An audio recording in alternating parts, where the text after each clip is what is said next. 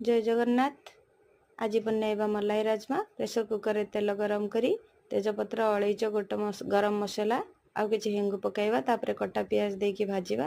प्याज ब्राउन होइले अदा रसुण पेस्ट पकाइबा। कटा टमाटर पकेकी भाजी नबा भलसे। तापरे स्वाद अनुसार लूण और हल्दी पाउडर पकाइबा। गरम मसला पकाइबा। जीरा पाउडर धनिया पाउडर पकईकरी भलसे कषि नबा। तापरे मीट मसाला और राजमा मसाला पकाइबा। भलसे कषि नबा। गोटे कप पानी देले भलसे लागिबनी, तेणु पानी देकी बतुरा आइथिबा राजमा पकाइबा।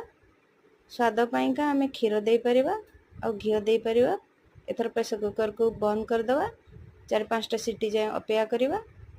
राजमा वर्तमान रेडी। धनिया पत्र पकईकी आमे राजमा को सर्व करिबा। धन्यवाद।